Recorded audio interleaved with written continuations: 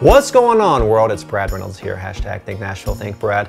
And I like to bring you content and videos that you're probably not going to see anywhere else in Middle Tennessee. So today we're talking about 5 of my favorite songs about the volunteer state.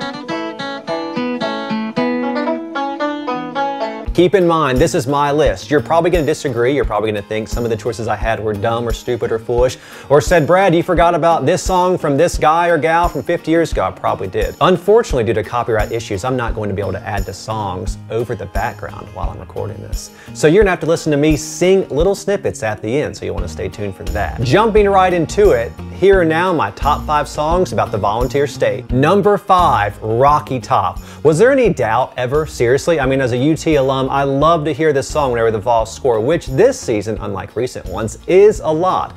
The best and most well-known version came out by the Osborne brothers in 1967, and it's been the official fight song of the Vols since the early 70s. And the best part is, much to the chagrin of many of my rival schools, it's consistently ranked as the top fight song in all of college sports. Number 4, Walkin' in Memphis by Mark Cohn. This one's been covered a lot over the years, especially by Rascal Flatts. It came out in 1991, peaking on the country charts at number 13. Number 3 on our list, Tennessee River by Alabama.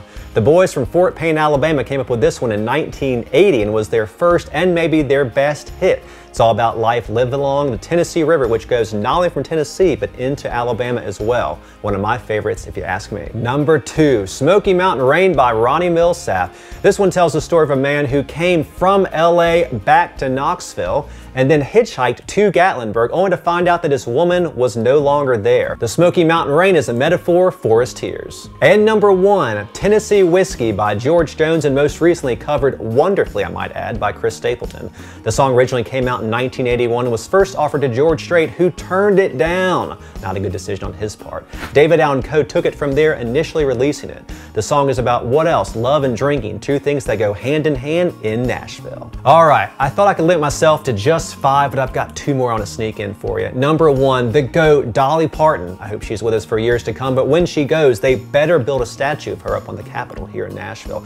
My Tennessee Mountain Home was one of her first hits from the early 70s. Check it out, not as well known, but you definitely should.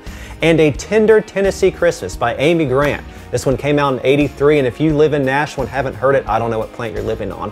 And Amy and her husband Vince are 2 of Nashville's treasures and should be protected at all costs. And fun fact, if you want to see them every now and then, go to Nashville and Green Hills. They're there almost every day. So that's it. Those are my songs and my songs only. What songs do you like? Probably other ones. We could have added ones in by Chuck Berry or Elvis or Marty Stewart or Aaron Moses. We could have added in so many other songs. And I might even just sing one for you now. Oh, Rocky Top, you'll always...